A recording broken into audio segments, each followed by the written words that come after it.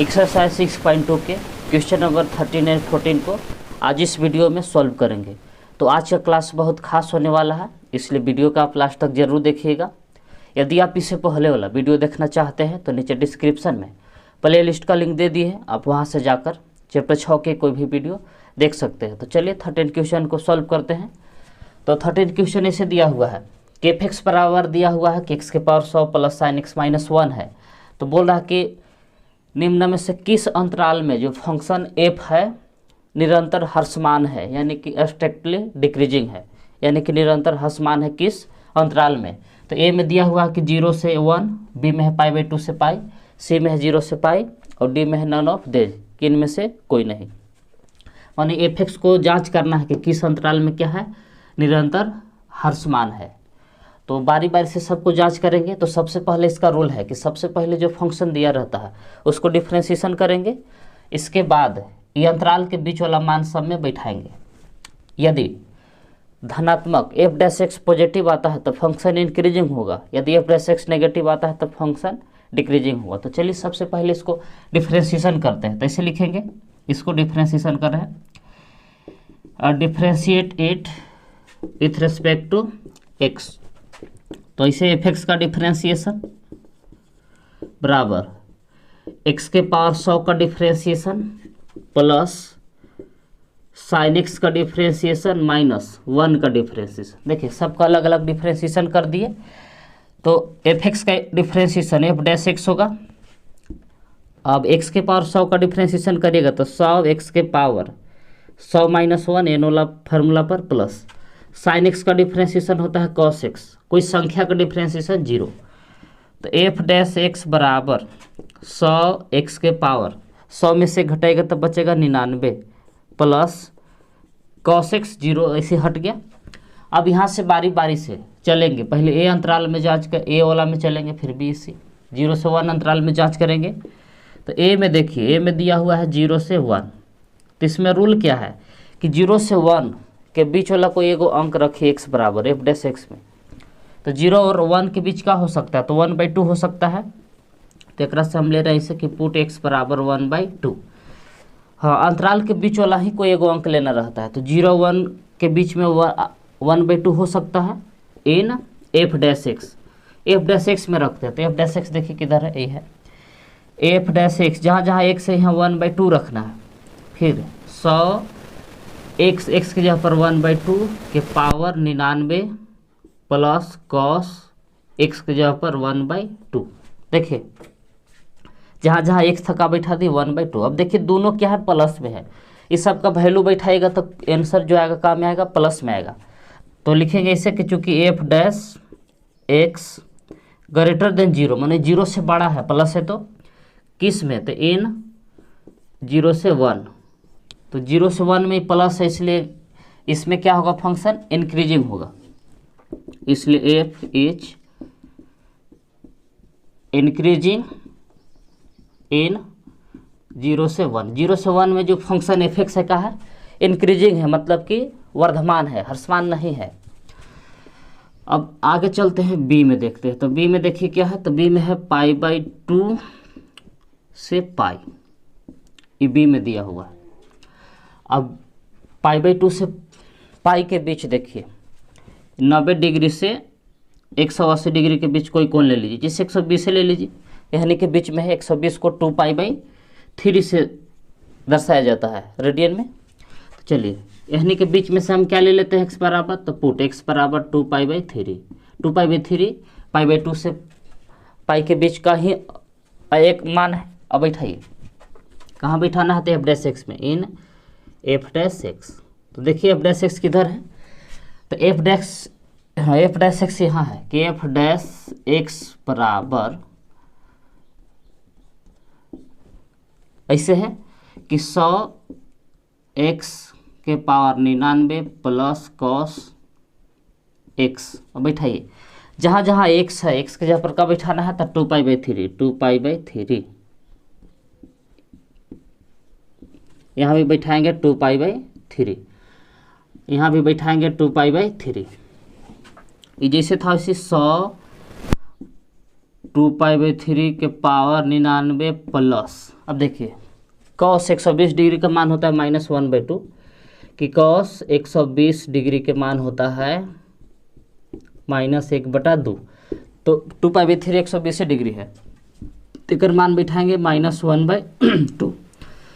अब देखिए सबसे बड़ा अंक क्या है, 100 है। अब इसको 99 बार गुना करिएगा 2π/3 को, तो इस सबसे देखिए बहुत बड़ा अंक हो जाएगा, 1/2 बहुत छोटा अंक है, तो माइनस भी करिएगा तो प्लस से रहेगा, क्योंकि बड़ा अंक है अभी क्या है छोटा अंक है, यानी कि यह प्लस में आ रहा है। लिखेंगे क्योंकि f' ग्रेटर देन 0 इन π/2 से π/2 से पाई में भी f' क्या है धनात्मक आएगा, पॉजिटिव आएगा, इसलिए f इज इंक्रीजिंग इन π/2 से पाई, यानी कि जो फंक्शन है f(x) π/2 से पाई में भी क्या होगा, इंक्रीजिंग होगा। अब चलिए दो और बचल है, एगो सी बचल है, फिर डी में देखेंगे कि नॉन ऑफ दिस इसमें क्या आता है, तो लिखिए इसको इतना, तब हम आगे और बता रहे हैं। तो चलिए अब सी में जांच करते हैं कि फंक्शन इसमें इंक्रीजिंग है कि डिक्रीजिंग। तो सी में दिया हुआ है 0 से π/2 है, यानी कि 0 से 90 डिग्री के बीच वाला कोई एगो एंगल बैठाना होगा f' में। यदि प्लस में आता है तो फंक्शन इंक्रीजिंग होगा, यदि माइनस में आता है f' तो फंक्शन डिक्रीजिंग होगा। तो चलिए 0 से π/2 के बीच में ले लेते हैं 30 डिग्री या 45 डिग्री ले लीजिए, कि पुट x बराबर π/4, π/4 मतलब 45 डिग्री, इन f'(x), तो f'(x) देखिए यहाँ दिया हुआ है, ऐसे है कि f'(x) बराबर 100 x के पावर 99 प्लस cos x, ये है f'(x). तो जहाँ जहाँ x है, x के जहाँ पर का बैठा रहे आपकी π/4, x के जहाँ पर हम क्या बैठा दिए π/4। अब π/4 के जहाँ पर देखिए 0 से π/2 यानी कि 0 से 90 डिग्री के बीच, π/3 भी π/3 मैंने 60 डिग्री, π/4 मैंने 45 डिग्री, और π/6 मतलब 30 डिग्री कोई रख सकते थे, π/3 π/4 π/6। मैंने ध्यान रखना चाहिए खाली जिस अंतराल में जांच करा वहीं के बीच वाला ही कोई एंगल होना चाहिए। तो π/4 की जगह पर π/3 भी रख सकते थे और π/6 भी रख सकते थे। तो चलिए इसी पर जांच कर लेते हैं। तो 100 और π/4 के पावर 99 जैसे था वैसे प्लस cos 45 का मान होता है 1/√2, तो इसके जगह पर बिठा दिए 1/√2। अब देखिए क्या है प्लस में है, अब इसका भी कोई मान तोड़िएगा तो प्लस से आएगा, यही प्लस से है, यानी कि पूरा f'(x) में क्या है प्लस है। तो इसे लिखेंगे कि चूंकि f'(x) ग्रेटर देन है 0, माने 0 से बड़ा ही होगा, कुछ भी अंक आएगा तो कैलकुलेशन करने पर, इसलिए f इज इंक्रीजिंग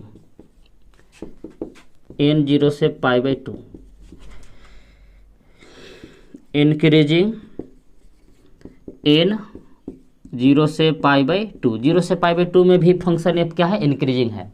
तो देखिए और ये ऑप्शन ए में भी इंक्रीजिंग है, डी में भी, बी में भी इंक्रीजिंग है और सी में भी इंक्रीजिंग है। तो क्वेश्चन क्या बोला था, क्वेश्चन बोला था कि किस अंतराल में फंक्शन डिक्रीजिंग है। तो देखिए कोई अंतराल में फंक्शन डिक्रीजिंग नहीं है, सब में क्या है इंक्रीजिंग है। तो इसका आंसर ये होगा कि नॉन ऑफ दिस, यानी कि इसमें से कोई सा ऑप्शन सही नहीं है, सब में क्या है इंक्रीजिंग है, डिक्रीजिंग कोई में है ये नहीं है। तो हेंस करके इसे लिखेंगे कि F is increasing A B and C, ये तीनों में फंक्शन एफ क्या है इंक्रीजिंग है, ए में भी इंक्रीजिंग है, बी में भी है और सी में भी। हेंस या इसलिए द करेक्ट या नॉन ऑफ दिस होगा, the correct option is D, यानी कि नॉन ऑफ दिस, यानी कि इसमें से कोई नई ऑप्शन है कि जिसमें फंक्शन का होगा डिक्रीजिंग होगा। तो यही हो गया इसका फाइनल आंसर। तो लिखिए इसको। तो चलिए अब क्वेश्चन नंबर 14 को सॉल्व करते हैं। तो 14 क्वेश्चन को हम बिल्कुल इजी तरीका से सॉल्व करके बताएंगे आप लोग को, देखिएगा आप लोग ध्यान से।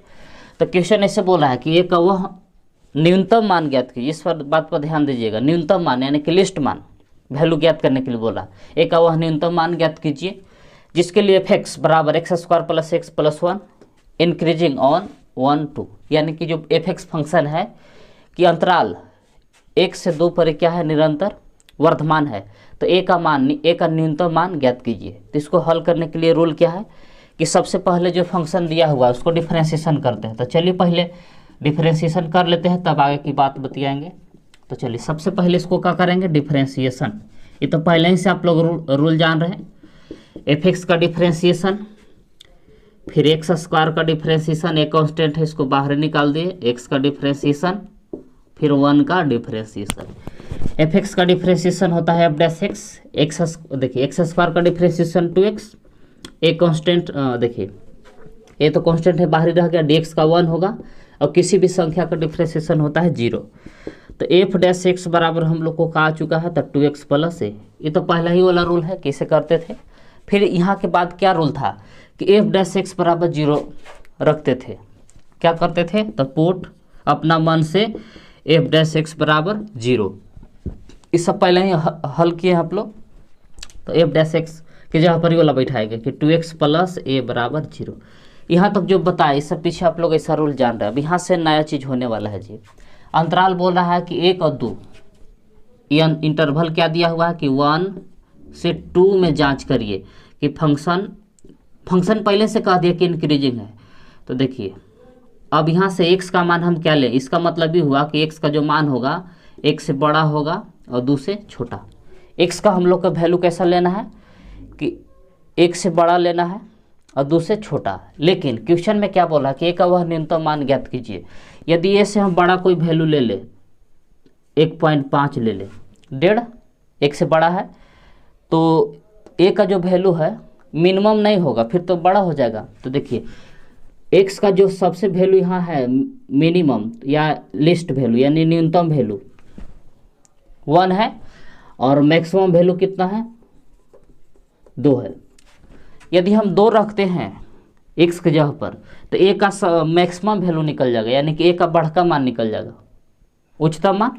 यदि हम x बराबर 1 रखते हैं तो a का कैसा वैल्यू मिलेगा, मिनिमम निकलेगा। तो क्वेश्चन में ही ना बोल रहा है कि a का वह न्यूनतम मान ज्ञात कीजिए। तो x का मान हम न्यूनतम रखेंगे तब a का न्यूनतम मान प्राप्त होगा। यदि हम x का मैक्सिमम मान रख देंगे तो a का कैसा मान निकल जाएगा, मैक्सिमम। हाँ, अब यानी कि बीच वाला हम लेते हैं 1.5, तो 1.5 1 से बड़ा है, यानी कि x का जो मान 1.5 हम लेंगे तो ये मिनिमम नहीं है, यानी कि न्यूनतम मान नहीं है, थोड़ा सा 1 से बड़ा हो जा रहा है। तो यानी x का मान छोटा रखेंगे तो a का भी मान छोटा निकलेगा, यदि x का मान बड़ा रखेंगे तो a का भी मान बड़ा निकल जाएगा। हाँ, बीच वाला क्यों नहीं रखे, क्योंकि 1 से बड़ा हो जा रहा है। तो चलिए क्वेश्चन में बोल रहा था कि a का वह न्यूनतम मान ज्ञात कीजिए, तो हम अपना मन से नहीं, क्वेश्चन के अनुसार पुट x बराबर 1। तो जहाँ x बराबर क्या रखेंगे 1, 2 क्यों नहीं रखे। हाँ, क्वेश्चन में बोलता कि a का मैक्सिमम वैल्यू ज्ञात कीजिए, यानी उच्चतम मान ज्ञात कीजिए, तो x बराबर हम 2 रख देते। 1.5 यानी कि बीच वाला वैल्यू क्यों नहीं रखे, क्योंकि मिनिमम पूछ रहा है, छोटा मान पूछ रहा है a का। तो a का छोटा मान कब आएगा, जब x का मान छोटा रहेगा तभी ना आएगा। तो x बराबर हम क्या रख रहे हैं 1, तो 2x के यहाँ पर 1 प्लस a बराबर उधर है 0, 2 गुणे करिएगा तो 2 प्लस a बराबर 0।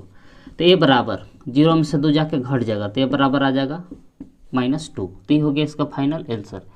यदि मैक्सिमम के बात कहता तो x बराबर कितना बैठा देते, 2 बैठा देते। तो ये हो गया इसका फाइनल आंसर। तो लिखिए इसको।